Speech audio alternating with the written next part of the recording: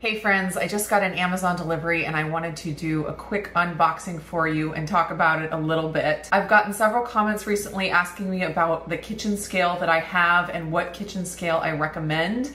And I was struggling to answer because I have had the same kitchen scale for about 6 years. You can see the buttons are like completely rubbed off.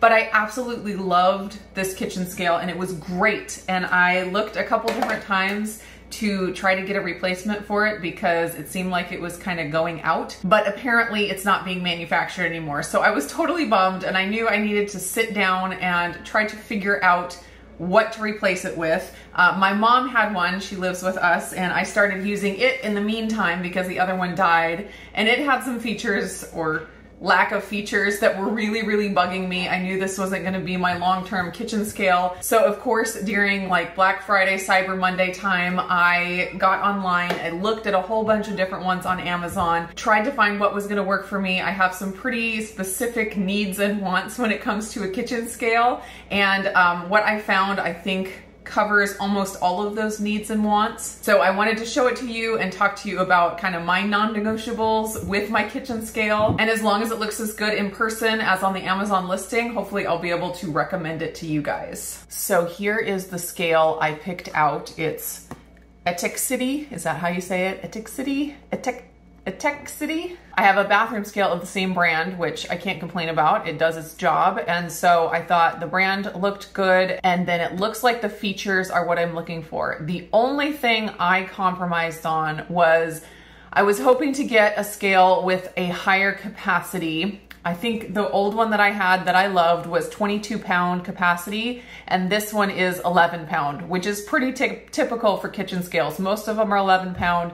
You can find them, 13, 18, 22. That's about as high as it goes, at least for the small, like home use versions. I did look around at the options of the ones that had a 22-pound capacity, and I just couldn't find one that had all the other features I was looking for. So I made the compromise to get a little bit lower of a capacity. All right, let's get this open and see what it looks like. They actually had a few different colors. They had silver and gray and red and black, and I opted for black this time.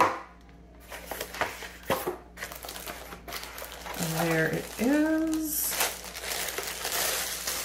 It's like kind of got a matte finish. It's not glossy. It's plastic. Very simple quick start guide there to get us going. On the bottom, it has the tab to pull.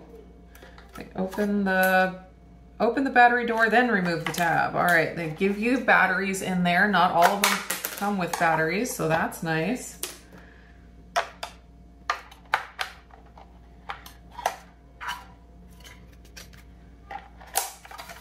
All right, there it is. Let's see if we can get that so you can see it. The only thing so far that's not quite as I expected is that it's very light.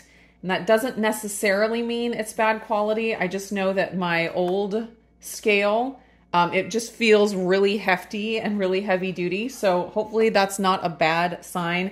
And really, the regular price on this is $14.99, and I got it with a $3 off coupon, so I paid $11.99 for it. So it's not like I invested a ton of money into a high-end piece of equipment. If I had to replace this in a year, I think it would probably be money well spent. So one of my requirements for my kitchen scale was that it had to turn on fast. So apparently this one turns on fast. Let's try it.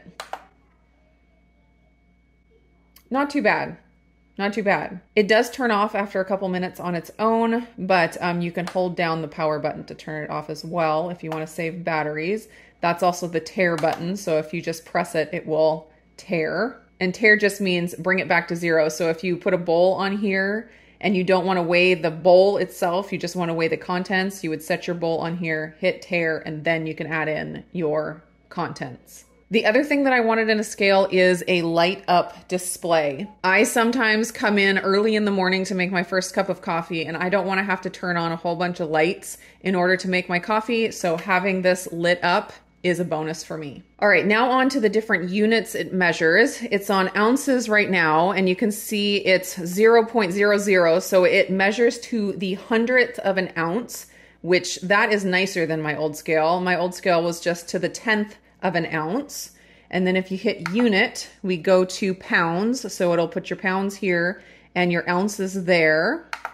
Then it goes to grams. And now this was an interesting feature on this scale. It measures to the 10th of a gram. I've never had a scale that measured that small of an increment, and I'm kind of excited about it because I use my scales for like measuring out grams of my coffee creamer and different things, and I like to be as accurate as possible. So to the 10th of the gram is actually pretty cool. I'm excited to use that. Then it goes to milliliters, which I think is actually pretty silly because milliliters and grams are going to be exactly the same in weight. Measuring milliliters on this scale will only be accurate if you're measuring water or something with the same density as water. Milliliters is a volume measurement, not a weight measurement. So I think it's actually pretty silly that they put that on there. It's going to weigh the same as grams. Let's just make sure that that's true. So this paper is 3.3 milliliters, and we'll switch it back to grams. And it says 3.2. And it's 3.2 milliliters. So it's grams and milliliters is going to be exactly the same thing. I guess that's just a marketing thing. So apparently it also measures fluid ounces, but I think that's going to be the same as the milliliters and grams thing. You can't really measure fluid ounces on a scale. That's a volume measurement. And then now we're back to ounces. So another one of my non-negotiables on a scale is that I would like it to remember what setting I had it on previously.